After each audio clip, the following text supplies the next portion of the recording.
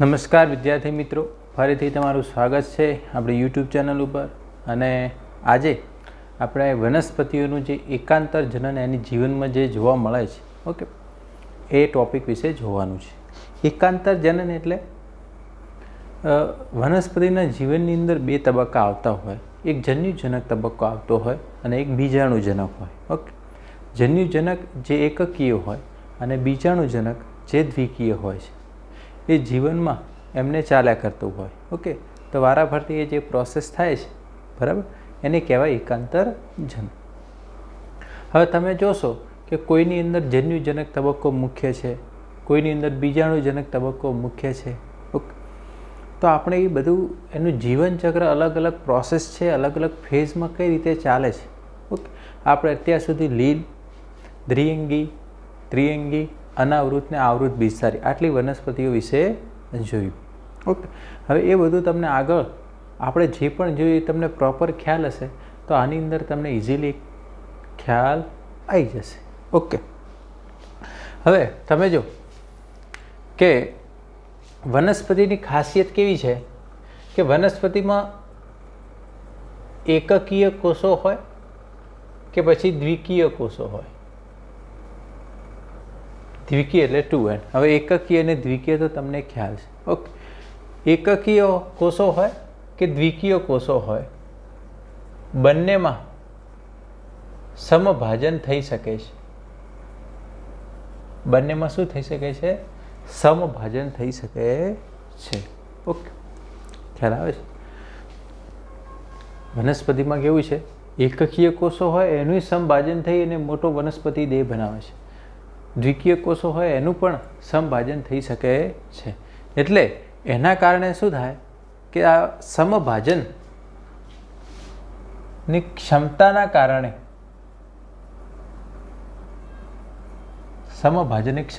કારણે જે વનસ્પતિ જે છે એની અંદર શું થાય છે? વિવિધ વનસ્પતિ દેહ નિર્માણ થાય છે. જો એકકીય કોષનું વારંવાર સમભાજન થતું હોય તો જન્યુજનક દેહનું નિર્માણ થાય. જો દ્વિકીય કોષનું વારંવાર સમભાજન થતું હોય તો બીજાણુજનક દેહનું નિર્માણ થાય છે. એટલે આ રીતના એની અંદર એ પ્રોસેસ થાય છે. ઓકે, હવે નોર્મલી કોઈ પણ વનસ્પતિ દેહ એકકીય છે. ધારો કે કોઈ પણ વનસ્પતિ દેહ કેવો છે? એકકીય. બરાબર. ફોર એક્ઝામ્પલ લીલ. લીલનો મુખ્ય વનસ્પતિ દેહ કેવો હોય? એકકીય. બરાબર. એકકીયનો મતલબ કે આમાં રંગસૂત્રો જે છે જોડીમાં હોય નહીં. ઓકે, ચાલો. હવે જે વનસ્પતિ દેહ એકકીય હોય તો એમાં જ્યારે જન્યુ નિર્માણ થાય તો એ સમભાજન પ્રક્રિયા દ્વારા જન્યુ નિર્માણ કરે છે. કઈ પ્રક્રિયા દ્વારા? સમભાજન પ્રક્રિયા દ્વારા જન્યુ નિર્માણ કરશે. એટલે ધારો કે કોઈ વનસ્પતિ દેહ એકકીય છે. ઓકે, હવે જન્યુ હંમેશા કેવો હોય? એકકીય જ હોય. તો એકકીય કોષમાંથી એકકીય બનાવવો હોય તો હંમેશા અહીંયા શું થાય? સમભાજન જ થાય. શું થાય? ઓકે, એટલે જન્યુ નિર્માણ વખતે સમભાજન થશે કે અર્ધીકરણ એ પિતૃ ઉપર આધાર રાખે. જન્યુ તો ફિક્સ જ છે કે એકકીય છે. જન્યુ એટલે કોણ? અંડકોષ અને શુક્રકોષ. ઓકે, એટલે કે નરજન્યુ અને માદાજન્યુ. એમની પેટર્ન તો ફિક્સ જ છે કે એ હંમેશા એકકીય જ હોય. જન્યુ હંમેશા કેવો હોય? એકકીય. પણ એ જેમાંથી બને છે એ પિતૃ કેવો છે? જો પિતૃ એકકીય હોય તો સમભાજન થાય. જો પિતૃ દ્વિકીય હોય તો અર્ધીકરણ થાય. શું થાય? અર્ધીકરણ થશે. ઓકે, એટલી વસ્તુ ખ્યાલ આવી ગઈ. હવે ધારો કે જે જન્યુ નિર્માણ થાય છે, બરાબર, તો હવે એનો જે વનસ્પતિ દેહ હોય, એનો જે વનસ્પતિ દેહ છે એ જન્યુજનકનું પ્રતિનિધિત્વ કરશે. શું કરે છે? જન્યુજનકનું પ્રતિનિધિત્વ કરે છે. તો જેમ કે લીલ છે એમાં મુખ્ય દેહ જે છે જન્યુજનક છે. તો જે જન્યુ છે એ જન્યુજનકનું શું કરે છે? પ્રતિનિધિત્વ કરે છે. ઓકે. હવે જ્યારે ફલનની પ્રક્રિયા થાય છે કે જ્યારે ફલનને અનુસરીને જ્યારે નર અને માદા જન્યુનું જોડાણ થાય એટલે ફલિતાંડ બને છે. શું બને છે? ફલિતાંડ. ઓકે. ફલિતાંડ કેવો હોય? દ્વિકીય. ઓકે. હવે ફલિતાંડ જે છે એનો પણ ગ્રોથ થઈ શકે છે, એમાં પણ સમભાજન થાય છે અને એમાંથી કોનું નિર્માણ થઈ શકે છે? દ્વિકીય બીજાણુજનકનું નિર્માણ થાય છે. એમાંથી કોનું નિર્માણ થઈ શકે છે? દ્વિકીય બીજાણુજનક અવસ્થાનું નિર્માણ થઈ શકે છે. ઓકે. તો આ રીતના પ્રોસેસ ચાલે. હવે જેમાં ધારો કે દ્વિકીય બીજાણુજનક અવસ્થા આવી, બરાબર? ઓકે. તો એમાં જે વનસ્પતિ દેહ હશે, જે દ્વિકીય બીજાણુજનક અવસ્થાનું નિર્માણ થયું, બરાબર? હવે એમાં જન્યુ નિર્માણ કરવું પડશે, બરાબર? તો એમાં જે વનસ્પતિ દેહ જે છે અર્ધીકરણથી શું ઉત્પન્ન કરે છે? બીજાણુઓ ઉત્પન્ન કરશે, બરાબર? અહીંયા બીજાણુઓ કેવા હોય છે? એકકીય, બરાબર? હવે જે અહીંયા દ્વિકીય બીજાણુજનક તો અર્ધીકરણથી બીજાણુઓ ઉત્પન્ન કરશે. ઓકે. હવે આ જે એકકીય બીજાણુ બન્યા, બરાબર? ઓકે. જે પણ આ એકકીય બીજાણુઓ બને છે, ઓકે, એની અંદર એ ફરીથી એકકીય વનસ્પતિ દેહનું રચના કરે. ઓકે. હવે જેમાં મુખ્ય વનસ્પતિ દેહ એકકીય હોય તો એ એના એકકીય બીજાણુમાંથી એના વનસ્પતિ દેહનું નિર્માણ થઈ શકે છે. ઓકે. ચાલો. તો જે સજીવો લિંગી પ્રજનન કરતા હોય, શું કરતા હોય? લિંગી પ્રજનન. જે સજીવો લિંગી પ્રજનન થતું હોય એમના જીવનમાં આવું એકાંતર જનન ચાલ્યા કરે. લિંગી પ્રજનન ના થાય તો આવું કશું ચાલે નહીં કે જન્યુજનક અવસ્થા અને બીજાણુજનક અવસ્થા, એવું કશું ચાલે નહીં. ઓકે. તો લિંગી પ્રજનન કરતા સજીવોમાં એમના જીવન ચક્ર દરમિયાન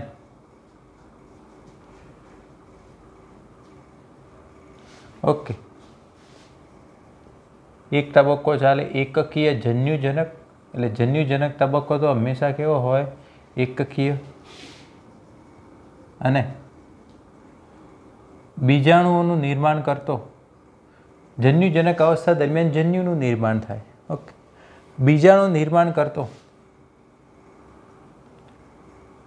હવે બીજાણુજનક અવસ્થા દરમિયાન બીજાણુ ઉત્પન્ન થાય તો દ્વિકીય બીજાણુજનક અવસ્થા વચ્ચે શું થાય છે? એકાંતર જનન. એમની વચ્ચે શું થાય? એટલે એકવાર જન્યુજનક અવસ્થા આવે પછી બીજાણુ, એ જ ના એવું એકાંતર જનન ચાલ્યા કરે. હવે આપણે જે જીવન ચક્ર છે વનસ્પતિઓમાં, જે 3 પ્રકારના હોય છે, અત્યાર સુધી આપણે જે પણ વનસ્પતિની અંદર જોયું છે, એક છે એકવિધ જીવન ચક્ર, બીજું છે દ્વિવિધ જીવન ચક્ર અને ત્રીજા નંબરમાં છે એક દ્વિવિધ જીવન ચક્ર. તો આપણે 1 બાય 1 એમના વિશે જોઈશું કે આ 3ની અંદર કઈ રીતના બધી પેટર્ન ચાલે છે. ઓકે. ચાલો. હવે સૌથી પહેલાં આપણે જોઈએ એકવિધ જીવન ચક્ર. શું જોઈએ? એકવિધ જીવન ચક્ર. તો આટલું તમને ખ્યાલ આવી જાય તો આ બધું ખ્યાલ કોના ઉપરથી આ તમે આગળ જે પણ ભણ્યા છો, બરાબર છે, આખી પ્રોસેસ એના ઉપરથી ખ્યાલ આવી જાય.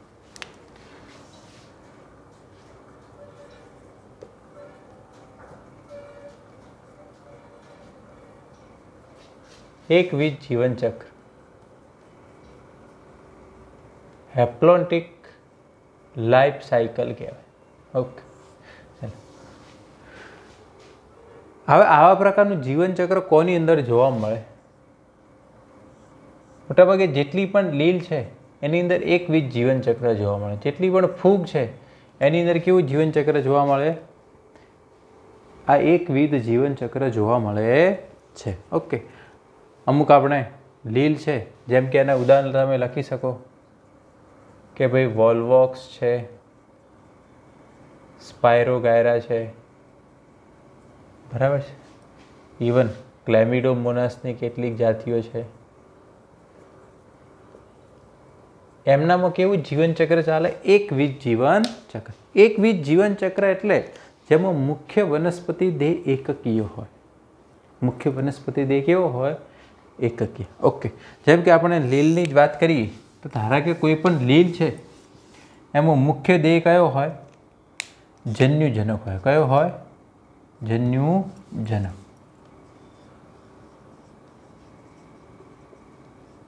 ઓકે, જે એકકીય હોય. કેવો હોય? ઓકે. હવે જન્યુજનક જે છે એ તમને ખ્યાલ છે એ પ્રકાશ સંશ્લેષી હોય, પ્રભાવી તબક્કો છે, જીવનમાં વધુ સમય માટે ચાલતો તબક્કો છે. ઓકે. જન્યુજનક અવસ્થા શું કરે? જન્યુનું નિર્માણ કરે. એમના જીવન દરમિયાન શું કરે? જન્યુનું નિર્માણ કરે. એને જન્યુજનન કહેવાય. શું કહેવાય? જન્યુજનન. જન્યુના નિર્માણ કરવાની પ્રક્રિયાને શું કહેવાય? ઓકે. હવે જન્યુ નિર્માણ કરે એટલે આપણને ખ્યાલ છે કે ભાઈ જે શું બનાવે કે ભાઈ નર જન્યુ અને માદા જન્યુ. શું બનાવે? નર જન્યુ અને માદા જન્યુ. ઓકે. હવે આ એકકીય છે. આ નર અને માદા જન્યુ પણ કેવા હોય? એકકીય હોય. એટલે સ્વાભાવિક છે કે એ બનાવતી વખતે કઈ પ્રક્રિયા થઈ હશે? પિતૃદેહ એકકીય છે તો જન્યુ નિર્માણ વખતે સમભાજન પ્રક્રિયા જ થઈ હશે. ઓકે. હવે આ જન્યુનું જોડાણ થાય, ફલનની પ્રક્રિયા થાય, બરાબર? એટલે યુગ્મક બને. શું બને? યુગ્મક. ઓકે. જે કેવો છે? દ્વિકીય. કેવો છે? દ્વિકીય. અને એમાંથી શું બને? ફલિતાંડ બને. શું બને?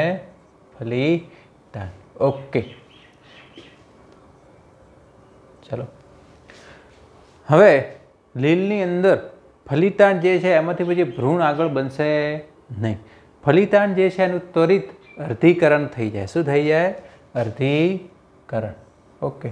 તો આનું અર્ધીકરણ થશે, બરાબર? એટલે અર્ધીકરણ થાય એટલે પહેલાં એક દ્વિકીય કોષ હોય, એમાંથી બે એકકીય કોષો બને. બે એકકીય કોષો હોય એનું પણ અર્ધીકરણ બે થાય એટલે એમાંથી ચાર એકકીય કોષો બને. એ તો તમને ખ્યાલ છે. ઓકે, કે કોઈ પણ ફલિતાંડ છે અથવા કોઈ પણ દ્વિકીય કોષ છે એનું અર્ધીકરણ થાય તો આ પ્રકારની પેટર્ન થાય. ચાર એકકીય કોષો બને. આ જે ચાર એકકીય કોષો બને છે એને બીજાણુઓ કહેવાય. શું કહેવાય? આ બીજાણુઓ કેવા છે? એકકીય છે. ઓકે, ચાલો. તો આમાં જે બીજાણુજનક અવસ્થા છે એ ટૂંકજીવી છે. બહુ જ ઓછા સમય માટે ચાલતી અવસ્થા છે. ફક્ત ફલિતાંડ નિર્માણ પૂરતી જ છે. કેવી છે? ફલિતાંડ નિર્માણ પૂરતી. હવે ધારો કે આ બીજાણુ છે એનું અંકુરણ થાય અને એમાંથી ફરી પાછું જન્યુજનક અવસ્થા બને. આ જે બીજાણુ છે એનું શું થાય? અંકુર. હવે આ એકકીય છે, એમાંથી એકકીય વનસ્પતિ દેહ બનાવવાનો છે. તો અહીંયા કઈ પ્રક્રિયા થઈ હશે? સમભાજન. ઓકે. તો તમે જો કે જીવન જે છે એનો મોટા ભાગનો જે તબક્કો જે છે એ કયો ચાલે છે? Just minute. બરાબર છે. એ જન્યુજનક તબક્કો છે. કયો તબક્કો છે? બીજાણુજનક જે છે એકદમ શોર્ટ તબક્કો છે. ફક્ત ફલિતાંડ નિર્માણ પૂરતો તબક્કો છે. ઓકે. ફોર એક્ઝામ્પલ આ બીજાણુજનક અને આ જન્યુજનક. આવા પ્રકારનું જીવનચક્ર છે એને શું કહેવાય? એકવિધ જીવન ચક્ર. હવે આના ઉપરથી તમે શું કહી શકો છો? તો તમે લખી શકો કે બીજાણુજનક પેઢી જે છે એટલે આ બીજાણુજનક અવસ્થા કહેવાય. શું કહેવાય? ઓકે. આ જન્યુજનક અવસ્થા કહેવાય. બીજાણુજનક અવસ્થામાં શું બને છે? બીજાણુઓ બને. શું બને છે? બીજાણુ. ઓકે. બીજાણુજનક પેઢી છે એ ફક્ત એક કોષીય ફલિતાંડ વડે દર્શાવવામાં આવે છે. બીજાણુજનક પેઢી ફક્ત એક કોષીય ફલિતાંડ વડે દર્શાવવામાં આવે છે. ખાલી એક ફલિતાંડ બને છે એટલો જ. ઓકે. જે મુક્ત જીવી નથી. જે મુક્ત જીવી નથી. ઓકે. ફલિતાંડ જે છે એનું ત્વરિત અર્ધીકરણ થાય છે અને એમાંથી એકકીય બીજાણુ બને છે. આ બીજાણુ છે જેનું અંકુરણ થાય છે અને એમાંથી જન્યુજનક અવસ્થા બને છે. એ જન્યુજનક અવસ્થા કેવી છે? પ્રભાવી છે, મુક્તજીવી છે, પ્રકાશ સંશ્લેષી છે. ઓકે. તો જેમાં જીવનનો મુખ્ય તબક્કો જન્યુજનક હોય તો એવા પ્રકારના જીવનચક્રને શું કહેવાય? એકવિધ જીવન ચક્ર. અપવાદ રૂપે બધી લીલમાં આ પેટર્ન નથી, તો જે અપવાદ હશે આપણે એની પણ વાત કરીશું, પણ અત્યારે તમને આટલી વસ્તુ તો ખ્યાલ હોવી જોઈએ. બરાબર છે. એનો જે કેચિંગ પોઈન્ટ છે એ તમારે ખાસ ધ્યાનમાં રાખવાનું. ચાલો હવે આપણે જોઈએ દ્વિવિધ જીવનચક્ર. ડિપ્લોન્ટિક લાઈફ સાયકલ. ઓકે. કોની અંદર આ જોવા મળે કે કયા વનસ્પતિઓ જે છે એ દ્વિવિધ જીવનચક્રને ફોલો કરે? ઓકે. તો એના ઉદાહરણમાં આવશે અનાવૃત બીજધારી વનસ્પતિ અને આવૃત બીજધારી વનસ્પતિ. એ આ પેટર્નને ફોલો કરે. અને અપવાદ રૂપે એક લીલ પણ આની અંદર આવે, ફ્યુકસ લીલ. બરાબર. ફ્યુકસ લીલમાં પણ આ પેટર્ન છે. કઈ? દ્વિવિધ જીવન ચક્ર. ઓકે. દ્વિવિધ એટલે જીવન, ડિપ્લોડાઇન મતલબ 2n, એટલે જેમાં જીવનનો મુખ્ય તબક્કો શું હોય? બીજાણુજનક. શું હોય? બીજાણુજનક. ઓકે. જેમ કે કોઈ પણ તમે સપુષ્પી વનસ્પતિ લો, એમાં મૂળ પ્રકારને પર્ણ ધરાવતી જે અવસ્થા છે એ બીજાણુજનક અવસ્થા છે. કઈ અવસ્થા છે? એની અંદર લઘુ બીજાણુ, મહાબીજાણુ બને છે. ઓકે. હવે એને આપણે અહીંયા એને પેટર્ન ફોર્મમાં સમજાય. જેમ કે કોઈ પણ ધારો કે આવૃત બીજધારી વનસ્પતિ છે. ઓકે. તો એમાં જીવનનો મુખ્ય તબક્કો જે છે એ શું હોય? બીજાણુજનક, જે મૂળ પ્રકારને પર્ણ ધરાવે છે. ઓકે. હવે એ કેવો હોય?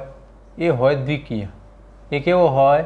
દ્વિકીય હોય. ચલો હવે તમને ખ્યાલ છે એના મૂળ પ્રકારને પણ જે અવસ્થા છે, બરાબર. ધારો કે આપણે બીજ વાવીએ એટલે દ્વિકીય જ હોય.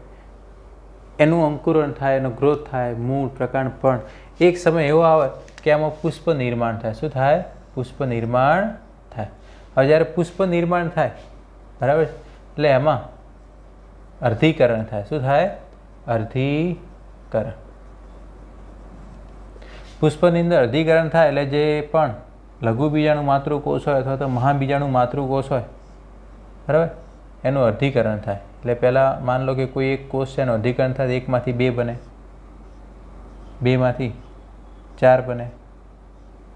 આ શું થયું? અર્ધીકરણ. એટલે એની મદદથી એ શું કરે છે? બીજાણુઓનું નિર્માણ કરે છે. શું કરે છે? બીજાણુનું નિર્માણ કરે છે.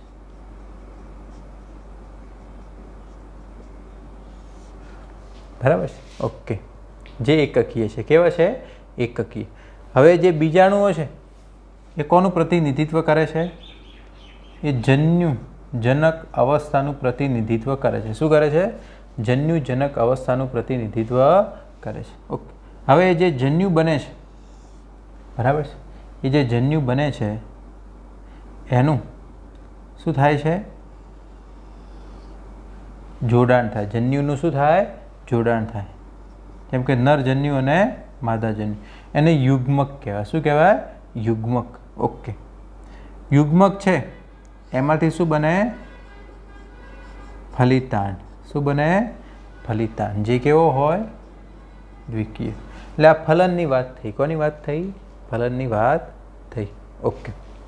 ફલિતાંડ જે છે, બરાબર છે, એનો ગ્રોથ થાય, એમાંથી ભ્રૂણ બને, એમાંથી બીજ બને અને એમાંથી ફરી પાછું બીજાણુજનક અવસ્થા આવે. શું આવે? બીજાણુજનક અવસ્થા આવે। હવે દેખો જે જન્યુજનક અવસ્થા જે છે આની અંદર કેવી છે, એકદમ ટૂંકજીવી છે। કેવી અવસ્થા છે? ટૂંકજીવી, ખાલી જન્યુ નિર્માણ કરવા પૂરતી છે। બાકી જીવનનો મુખ્ય બીજો તબક્કો જે છે એ કેવો ચાલે છે? લાંબો ચાલે છે। કેવો ચાલે છે? ઓકે। તો આવા પ્રકારની પેટર્ન કોની અંદર હોય? દ્વિવિધ જીવનચક્ર જે છે અનાવૃત અને આવૃત બીજધારીની અંદર હોય છે। ઓકે, ચલો હવે આની અંદર તમે જોશો કે બીજાણુજનક અવસ્થા કેવી છે? એકદમ પ્રભાવી, સ્વતંત્ર છે। પ્રભાવિત છે ને, મૂળ પ્રકાંડપણ ધરાવતી, સ્વતંત્ર છે। ઓકે, પ્રકાશ સંશ્લેષી છે, તો કે ભાઈ બરાબર। ઓકે, એ પછી આવૃત હોય કે અનાવૃત, તો એ પેટર્ન એની અંદર હશે। તો એ વસ્તુ તમારે આની અંદર ધ્યાનમાં રાખો। જન્યુજનક અવસ્થા કેવી છે? ખાલી જન્યુ નિર્માણ પૂરતી છે। કયા પૂરતી છે? જન્યુ નિર્માણ પૂરતી છે। ઓકે, અને ફલન બાદ એ ફરી પાછી બીજાણુજનક અવસ્થા ચાલુ થઈ જશે। આમાં યાદ રાખવાનું ફ્યુકસમાં, શું યાદ રાખવાનું? ફ્યુકસ। આમાં ફલિતાનનું પછી અર્ધીકરણ થશે નહીં, અહીંયા સમભાજન દ્વારા એ બીજાણુજનક અવસ્થામાં રૂપાંતરિત થશે। હવે દેખો અહીંયા પિતૃદ્વૈત દ્વિકીય છે, તો જ્યારે એમાં જ્યારે બીજાણુનું નિર્માણ થશે તો અર્ધીકરણ થાય। શું થશે? અર્ધીકરણ। એટલે પિતૃદેવ ઉપર આધાર રાખે। કોના ઉપર આધાર રાખે? કે આમાં જન્યુ નિર્માણ વખતે સમભાજન કરવું કે અર્ધીકરણ કરવું, એ તમારે ખાસ ધ્યાનમાં રાખવું। હવે ત્રીજા પ્રકારની પેટર્ન છે જે દ્વિઅંગી અને ત્રિઅંગીમાં જોવા મળે છે, એને એક દ્વિવિધ જીવનચક્ર કહેવાય। એને શું કહેવામાં આવે? એક દ્વિવિધ જીવનચક્ર। એ થોડી મિક્સ ભાત છે, બરાબર છે? મિશ્ર ભાત પણ કહેવાય। એના માટે તમારે દ્વિઅંગી અને ત્રિઅંગી જે છે એનું જીવનચક્ર તમને પ્રોપર ખ્યાલ હોવો જોઈએ। એક દ્વિવિધ જીવનચક્ર, બરાબર, એને હેપ્લો ડિપ્લોન્ટિક લાઈફ સાયકલ કહેવાય।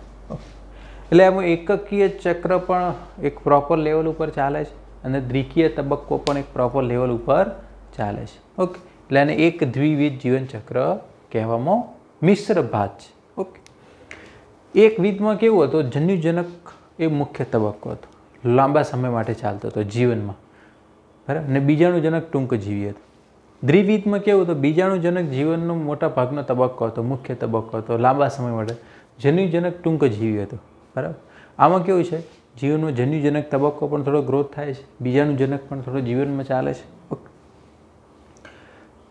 તો એ મિશ્ર ભાત કહેવાય, એક દ્વિવિધ જીવન ચક્ર। તો કોની અંદર આવું હોય? તો આવું જે છે ખાસ કરીને દ્વિઅંગી અને ત્રિઅંગી વનસ્પતિઓમાં જોવા મળે છે, અને અપવાદ રૂપે અમુક લીલની અંદર પણ આ પેટર્ન છે। કોની અંદર? અમુક લીલની અંદર। ઓકે, તો અમુક જે લીલ છે એની અંદર તમારે ખાસ ધ્યાનમાં રાખવાના, એક છે એક્ટોકાર્પસ, ઓકે, પછી છે પોલીસાઇફોનિયા। હવે તમારે એ યાદ કરવું જરૂરી છે કે ભાઈ એક્ટોકાર્પસ બદામી લીલ છે, રાતી લીલ છે કે કેવી છે। ઓકે, અને અમુક જે આપણે કેલ્પ્સ કહીએ, જે દરિયાઈ ઘાસ, કેલ્પ્સ, નોર્મલી આપણે એને લેમિનારિયા કહેતા। શું કહેતા? લેમિનારિયા। ઓકે, તો હવે આમાં બદામી લીલ કઈ છે ને રાતી લીલ કઈ છે એનું એનાલિસિસ કરવાની જવાબદારી તમારી। આપણે એની શોર્ટ ટ્રીક પણ શીખવાડેલી છે। ઓકે, ચાલો, તો અપવાદ રૂપે આ બધી લીલમાં આવું જોવા મળે। તો એક આ લીલ જે આપેલું છે એ, એના સિવાય ફ્યુકસ લીલ એમાં દ્વિવિધ છે, ને બાકીની લીલ છે એમાં એકવિધ જીવનચક્ર ચાલશે। કેવું ચક્ર ચાલશે? એકવિધ જીવનચક્ર। આને પણ આપણે પ્રેઝન્ટેશન ફોર્મમાં દર્શાવીએ કઈ રીતના હોય છે। ચલો, ધારો કે આપણે કોઈ પણ ત્રિઅંગીની વાત કરી દઈએ, બરાબર. ધારો કે આમાં આ છે બીજાણુજનક તબક્કો, તો એમાં મૂળ પ્રકાંડ પણ હોય કે નહીં, જે દ્વિકીય હોય. કેવો હોય? દ્વિકીય. ઓકે. બીજાણુજનક અવસ્થા જે છે એ શું કરે? એ બીજાણુનું નિર્માણ કરે છે. કોનું નિર્માણ કરે? ઓકે. આ બીજાણુ કેવા હોય? એકકીય, એટલે અર્ધીકરણ થાય. એટલે કોઈ દ્વિકીય કોષ છે એનું અર્ધીકરણ થાય એટલે પહેલાં 2 એકકીય કોષો બને, 2માંથી અહીંયા 4 એકકીય કોષો બને. એટલે અહીંયા એકકીય બીજાણુઓનું નિર્માણ થયું. ઓકે. હવે શું થાય છે? જે એકકીય બીજાણુઓ છે એનું અંકુરણ થાય અને એમાંથી જન્યુજનક અવસ્થા બને. શું બને છે? જન્યુજનક અવસ્થા. એ કેવી હોય? એકકીય. તે થોડો એનો ગ્રોથ થાય. ખ્યાલ છે? ચાલો. જન્યુજનક અવસ્થા છે એ શું કરે? એ જન્યુનું નિર્માણ કરે. કોનું નિર્માણ કરે? જન્યુનું નિર્માણ કરે. ઓકે. એને કહેવાય આપણે જન્યુજનક. ઓકે. આમાં જન્યુજનક અવસ્થા જન્યુજનનની પ્રક્રિયા કરે છે. ઓકે. આ એકકીય છે તો સમભાજન જ થશે. શું થશે? સમભાજન. ઓકે. ધારો કે નર અને માદા જન્યુ બને છે. ચલો, એનું ફલન થાય. ધારો કે અહીંયા ફલન થાય છે એટલે શું બનવાનું? યુગ્મક બનવાનું. શું બનવાનું? યુગ્મક. યુગ્મકમાંથી શું બનવાનું છે? ફલિતાન, જે કેવો છે? દ્વિકીય. ને ફલિતાનમાંથી ફરી પાછું શું બનવાનું? બીજાણુજનક અવસ્થા. એટલે આ રહ્યો 50-50% ચાલશે. જીવનમાં બધું કેવું ચાલશે? તો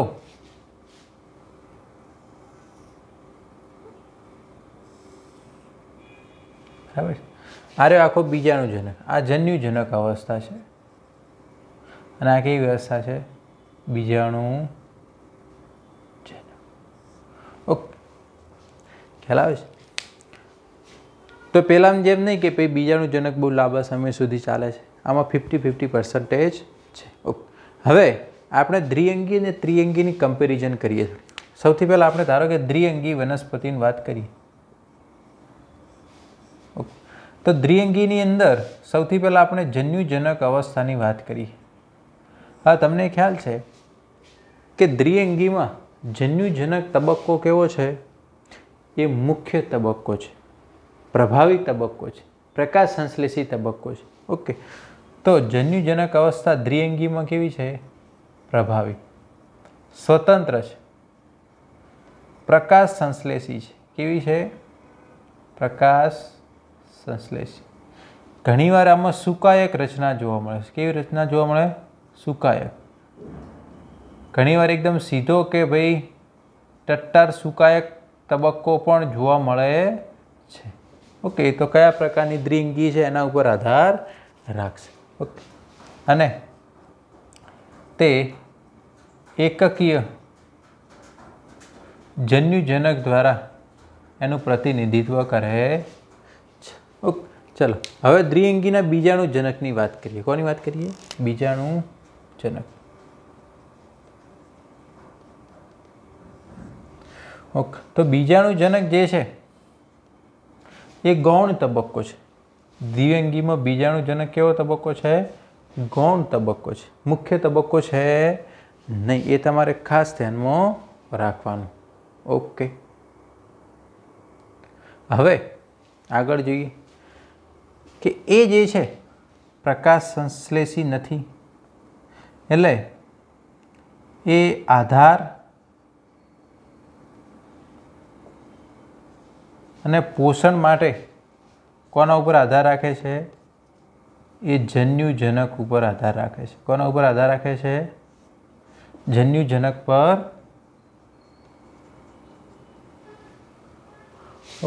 સપોર્ટ માટે, પોષણ મેળવવા માટે જન્યુજનક ઉપર આધાર રાખે છે. ક્યારેક એ સંપૂર્ણ એના ઉપર આધાર રાખશે અથવા તો અપૂર્ણ રીતે પણ એના ઉપર આધાર રાખશે. ક્યારેક એકદમ સંપૂર્ણ રીતે આધાર રાખશે, અમુક જે છે અપૂર્ણ રીતે એના ઉપર આધાર. અને આ કેવો હોય? ટૂંકજીવી તબક્કો હોય. કેવો હોય? ટૂંકજીવી તબક્કો હોય છે. ઓકે. ચાલો, તો આ દ્વિઅંગીમાં આવું હોય. જન્યુજનક એ જોવા મળે, બીજાણુજનક એ જોવા મળે, પણ એમાં જન્યુજનક મુખ્ય છે, બીજાણુજનક કેવો છે ગૌણ. ત્રિઅંગીમાં ઉલટું છે, બરાબર. તો ત્રિઅંગીમાં કેવું છે, પેટર્ન આ જ છે બંનેની અંદર, બરાબર. આ રીતે ચાલે. આ ધારો કે ત્રિઅંગી છે, બરાબર, એની વાત કરી દઈએ આપણે.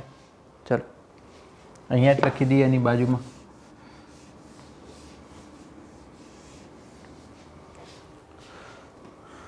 હવે આપણે ત્રિઅંગીનું લખીએ. કોનું લખીએ? ત્રિઅંગી. ઓકે. આની અંદર કેવું હોય, બીજાણુજનક અવસ્થા કેવી હોય? દ્વિકીય બીજાણુજનક જે અવસ્થા છે એ પ્રભાવી હોય. કેવી હોય? પ્રભાવી. સ્વતંત્ર હોય, પ્રકાશ સંશ્લેષી હોય. કેવી હોય? ત્રિઅંગીમાં જે મૂળ પ્રકારના પર્ણવાળો ભાગ છે ને એની વાત છે, એ બીજાણુજનક અવસ્થા છે. જે દ્વિકીય બીજાણુજનક અવસ્થા છે એ પ્રભાવી છે, સ્વતંત્ર છે, પ્રકાશ સંશ્લેષી છે. ઓકે, ચાલો. બીજું, એ વાહક પેશીધારી છે. કેવી છે? ઓકે, ચાલો, ખ્યાલ આવે છે. હવે જે જન્યુજનક અવસ્થાની વાત કરીએ. જન્યુજનક અવસ્થા જે છે એ પણ બહુકોષી છે, બરાબર છે. બીજું, એ પણ જન્યુજનક અવસ્થા આમાં કેવી હોય? ટૂંકજીવી હોય. કેવી હોય? ટૂંકજીવી. એકકીય હોય પણ સ્વતંત્ર હોય. કેવી હોય? સ્વતંત્ર, બરાબર. એ પણ તમારે ખાસ ધ્યાનમાં રાખો. દ્વિઅંગીમાં કેવું હતું? બીજાણુજનક અવસ્થા જન્યુજનક ઉપર આધાર રાખતી, જ્યારે ત્રિઅંગીમાં આવું નથી. બીજાણુજનક અવસ્થા કેવી છે? સ્વતંત્ર છે. કેવી છે? ઓકે. આ પણ કેવું છે? જન્યુજનક અવસ્થા પણ સ્વતંત્ર છે. ઓકે. ટૂંકજીવી છે અને એકકીય છે. ઓકે. જે બીજાણુઓમાંથી નિર્માણ થાય છે. હવે તમે દેખો, ધારો કે આ બીજાણુજનક અવસ્થા છે, જે પ્રભાવી છે, સ્વતંત્ર છે, બરાબર, દ્વિકીય છે. એમાં અર્ધીકરણ થાય, એકકીય બીજાણુ બને. આ એકકીય બીજાણુ છે એનું અંકુરણથી જન્યુજનક અવસ્થા બને, જે બહુકોષીય છે, ટૂંકજીવી છે, સ્વતંત્ર છે. એ જન્યુનું નિર્માણ કરે છે. એ જન્યુનું ફલન થાય છે, યુગ્મક બને, ફલિતાંડ બને. ફલિતાંડમાંથી ફરી પાછું બીજાણુજનક અવસ્થા તૈયાર થાય. ઓકે. તો આ બંને વચ્ચેનો ડિફરન્સ તમારે ખાસ ધ્યાનમાં રાખવાનો છે. ઓકે. તો આ મિશ્ર પ્રકારની પેટર્ન જે છે, દ્વિઅંગી અને ત્રિઅંગી, એના છે અમુક લીલ છે, એક્ટોકાર્પસ, પોલિસિફોનિયા, અને દરિયાઈ ઘાસ છે કેલ્પ્સ, એને આપણે લેમિનારિયા પણ કહીએ છીએ. એની અંદર આ પેટર્ન જોવા મળે છે. ચાલો, હવે આપણે થોડીક આવૃત અને અનાવૃત બીજધારી વિશે વાત કરી દઈએ, બરાબર. તમારે એક ઇમ્પોર્ટન્ટ જે પોઈન્ટ અમુક ધ્યાનમાં રાખવા જેવા, ધારો કે અનાવૃત બીજધારી વનસ્પતિ હોય અને આવૃત બીજધારી વનસ્પતિ હોય, બરાબર. ઓકે. એની અંદર એક ઇમ્પોર્ટન્ટ વાત તમારે એ ધ્યાનમાં રાખવાની કે અનાવૃત બીજધારીમાં જે ભ્રૂણપોષ હોય, બરાબર, એનું નિર્માણ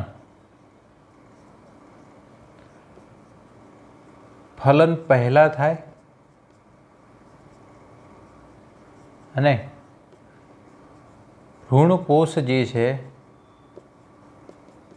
એ એકકીય હોય. કેવો હોય? એકકીય હોય. અનાવૃત બીજધારીમાં ભ્રૂણપોષનું નિર્માણ ફલન પહેલાં થાય અને એ ભ્રૂણપોષ કેવો હોય? એકકીય હોય. ચાલો, આવૃત બીજધારીમાં તમારે શું ધ્યાનમાં રાખવાનું કે ભ્રૂણપોષનું નિર્માણ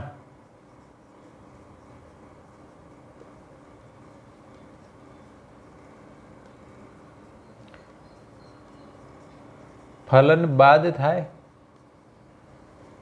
અને એમાં જે ભ્રૂણપોષ જે છે એ ત્રિકીય હોય છે. કેવો હોય છે? 3n. બરાબર, ખ્યાલ આવી રહ્યો છે? ચાલો, હવે ધારો કે તમને કોઈ એક્ઝામમાં એવું કે કોઈ અનાવૃત બીજધારી વનસ્પતિ છે, બરાબર, એના મૂળની અંદર 24 રંગસૂત્રો છે. કેટલા? 24. તો એના ભ્રૂણપોષમાં કેટલા રંગસૂત્રો હશે? એના ભ્રૂણપોષમાં કેટલા રંગસૂત્રો હશે? ચાલો, તો સૌથી પહેલાં અનાવૃત બીજધારી છે ને એના મૂળની વાત કરી છે. તો મૂળમાં 24 રંગસૂત્રો છે, એના મતલબ મૂળ એટલે દ્વિકીય કોષ કહેવાય. તો આમાં 2n બરાબર કેટલા થયા? 24. હવે આમાં ભ્રૂણપોષ કેવો હોય અનાવૃતમાં કે એકકીય? તો આમાં n બરાબર કેટલા થાય? 12. તો ભ્રૂણપોષમાં કેટલા હશે? ઓકે, ખ્યાલ આવે છે?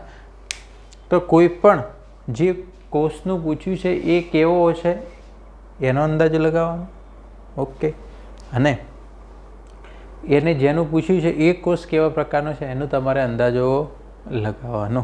ઓકે, હવે ધારો કે તમને એક બીજો પ્રશ્ન પૂછાય આ રીતે કે ભાઈ આવૃત બીજધારી વનસ્પતિ છે.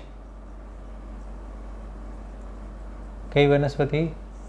પછી આવૃતની અંદર તમને ધારો કે કોઈ ઉદાહરણ આપ્યું હોય, એક દળીનું આપ્યું હોય, દ્વિદળીનું. ઓકે, એના પર્ણમાં 8 રંગસૂત્રો છે. પર્ણમાં એટલે પર્ણના કોષની વાત કરતી. ઓકે, એમાં આ રીતના પણ મૂળના કોષમાં, ઓકે, મૂળના કોષમાં પર્ણના કોષમાં 8 રંગસૂત્ર છે. ઓકે, તો હવે હું તમને જે ઓપ્શન આપું એનામાં રંગસૂત્રો કેટલા હશે એ તમારે કહેવાનું. ઓકે, ચાલો એ આપણે અહીંયા લખીએ. અલગ અલગ કે અલગ અલગ કોષોની અંદર તમે રંગસૂત્રો કેટલા હશે તમે તમારો જવાબ પણ કોમેન્ટ બોક્સની અંદર જણાવી શકો છો. હું ખાલી અહીંયા કોષો નામ લખું છું. ચાલો, એક છે અંડકોષ, યુગ્મનજ, સહાયક કોષ, ચોથું મહાબીજાણુ માતૃકોષ,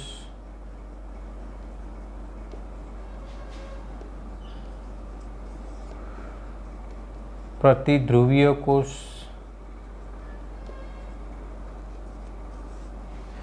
અને છઠ્ઠા નંબરમાં લખીએ આપણે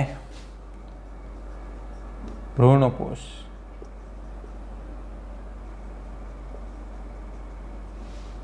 બરાબર. ઓકે, કોઈ આવૃત બીજધારી વનસ્પતિના પર્ણના કોષની અંદર 8 રંગસૂત્રો છે.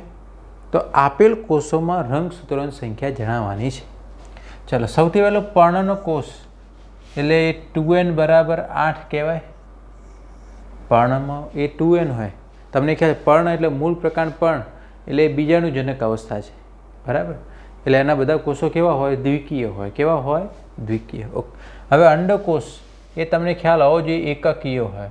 તો 2n બરાબર 8 હોય તો n બરાબર કેટલા થાય? 4. હવે યુગ્મનજ કેવો હોય? એ દ્વિકીય હોય. કેવો હોય? તો અહીંયા 2n બરાબર 8 છે, તો અહીંયા 2n બરાબર. સહાયક કોષ, સહાયક કોષો જે છે ભ્રૂણપૂટના કોષો છે એ એકકીય હોય. તો એમાં કેટલા રંગસૂત્રો આવશે? 4 આવશે. મહાબીજાણુ માતૃકોષ, મહાબીજાણુ માતૃકોષ દ્વિકીય હોય. કેવો હોય? દ્વિકીય. તો આમાં પણ કેટલા આવશે? 8 આવશે. પ્રતિધ્રુવી કોષ એ એકકીય હોય. તો એમાં કેટલા આવશે? 4. ભ્રૂણપોષણનો કોષ, તમને મેં હમણાં જ કીધું કે ભાઈ આવૃત બીજધારીમાં ભ્રૂણપોષણના જે કોષો દ્વિકીય હોય તો આ 3n હોય. કેવો હોય? 3n. તો 3n મીન્સ 8 તરી 24. n બરાબર 4, 2n બરાબર 8, તો 3n બરાબર કેટલા થાય? 24. બરાબર. ઓકે, ના સોરી, તો અહીંયા 2n બરાબર 8 છે તો n બરાબર 4.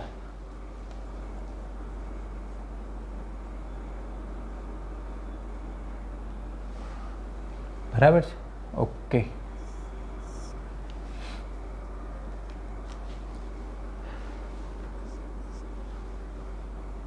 તો એ કેટલા થઈ જશે? એ 4 તરી 12 થઈ જશે. કેટલા થઈ જશે? ઓકે, બરાબર. n બરાબર 4 હોય, બરાબર. 2n બરાબર એ 8 થઈ જાય. 3n બરાબર